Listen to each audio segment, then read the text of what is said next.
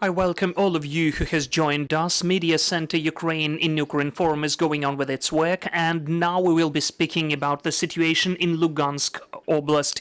We are joined by Serhii Haidai, head of Luhansk Oblast Military Administration. Serhii, hello, do you hear us? Yes, hello, I do hear you.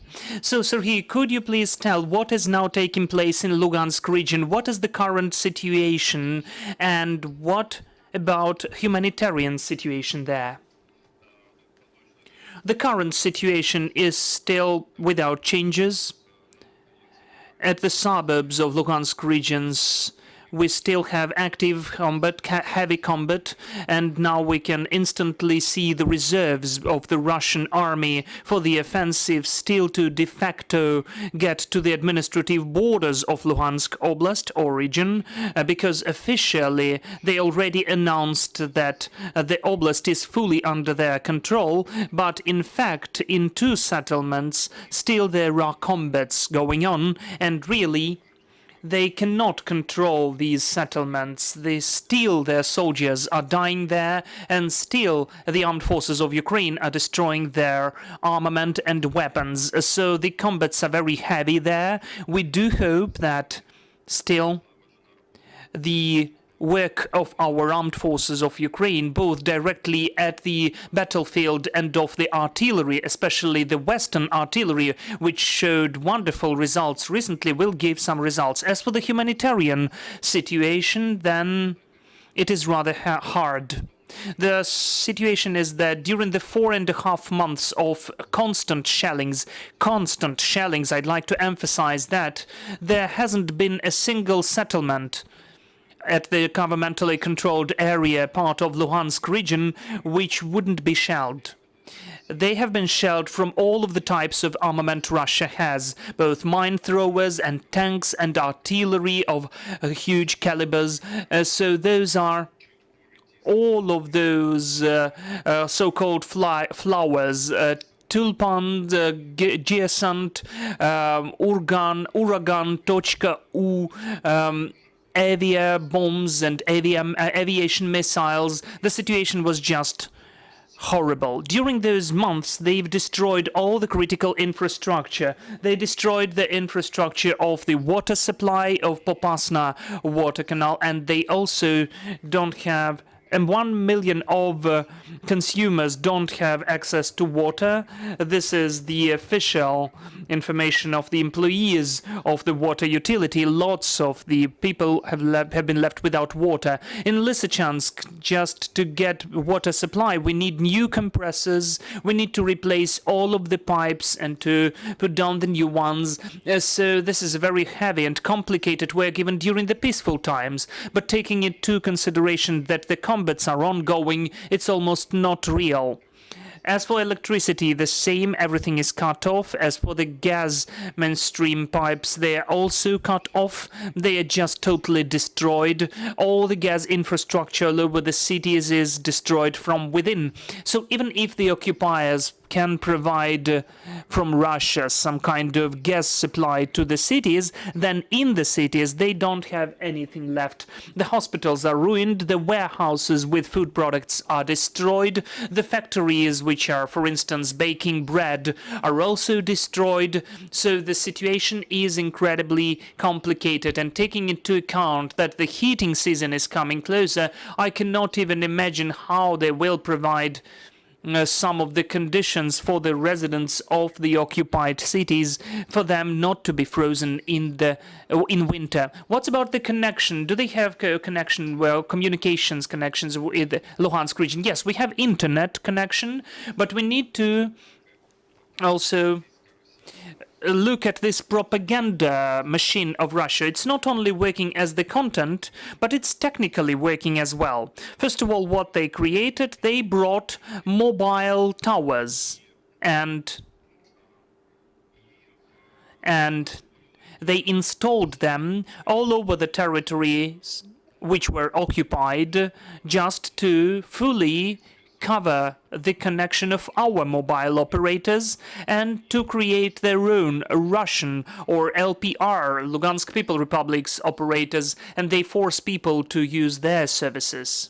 Okay, could you please tell what is happening with those who are left there? Is there an opportunity to leave Luhansk Oblast, or the occupiers totally closed the opportunity for the departure of from the territory which is controlled by Ukraine? Theoretically, there is an opportunity to leave through Zaporizhia region or through Kharkiv region. The only point is that you need to go on foot for a huge distance, and it's not that safe. But in fact, people are living both on foot and they are living with the vehicles. And also there is an opportunity through Russian Federation to other countries and then to come back to Ukraine. Yesterday we had some information that in Lugansk region, the forced mobilization of the local population has started. Do you have any information about that? Yes. In fact, in Lugansk region or Oblast, everything began at the territory which was occupied since 2014, and now they are coming to the newly occupied territories. They are gathering all the men whenever they are working, even if they are working in the communal enterprises of critical infrastructure, and they had so-called reserve. They are still taken from the reserve and sent to take part in the fights. Serhii, is there an opportunity to deliver humanitarian cargoes to the population, or this opportunity is not there anymore? No, there is not a single opportunity left. And when we understood that the situation can deteriorate, one of the most important tasks, we were trying to bring more medicines to the hospitals. For maybe even if this territory is surrounded or occupied theoretically, to have the medicines for a month or two, and for the doctors to have sufficient reserves of medicines to save lives of the local population. Dear colleagues, are there any questions? Hello, I'm Helena Strashovich, Ukrinform. A couple of questions. First, the regional administration offers help to the refugees, and also this help is offered by the administrations of the rayons, cities, and hromadas. I've got two questions. How many refugees of Lugansk region have already got the help, and in which form, separately from the regional structures and from the local structures? And secondly, the refugees went all over Ukraine, so we cannot understand where to go to. Maybe there is a representative in each of the regions of the so-called help center. How can the people search for them, and how do you have the feedback from the administration and the refugees? Thank you for the question. Look, if this question were a bit given beforehand, I would be ready and give you specific numbers. Unfortunately, I can't tell you now anything. I can just tell that more than 300,000 of the residents of Lugansk regions have been evacuated. They went really all over the regions of Ukraine. We have this list. We understand where and how many people are officially registered, but we need to understand that some part of the people are still not registered. Well, they have different reasons for that. We are collecting information about the children. We are collecting information about the people who are now in the hospitals. As for the help, we have conducted the meeting at the level of the oblasts or regions with all the departments and all the heads of the military administrations or rayon district councils. We distributed who is where, who is opening and creating humanitarian hubs and headquarters. We made a deal that those hubs won't be just in Cherkasy, like Severodonetsk city hub. No. If Cherkasy has Severodonetsk residents who take responsibility to open humanitarian hub, it will provide services for all of the residents of Lugansk region, because Severodonetsk residents who are living, for instance, in Khmelnytsky city and coming to the hub of Hirske community, they will get as much support as anybody else, whatever they need. Which help exactly? Well, first of all, registration of all of the documents. Secondly, if some of the representatives of the businesses are coming to them, we're helping to restore the documents. Maybe we make them in touch with the regions where they moved to. We restore the health institutions. Why we need that? Still, there are money of the healthcare system. So the people who are still, for instance, have diabetes, they need free medicines from the state, as it should be. So those people will get that. Then, unfortunately, well, maybe the war took over COVID, but still, the people who are living abroad, they need some certificates that they had been inoculated. So we opened several centers to vaccinate people, and we will create such institutions more and more. We also have active negotiations as for the construction of residential blocks for the refugees, and to search through the bank of accommodation for if our people, God forbid, are living in the bad conditions, or they will be just moving away in the autumn. We will provide them different options in different regions where they can go to and where they can reside.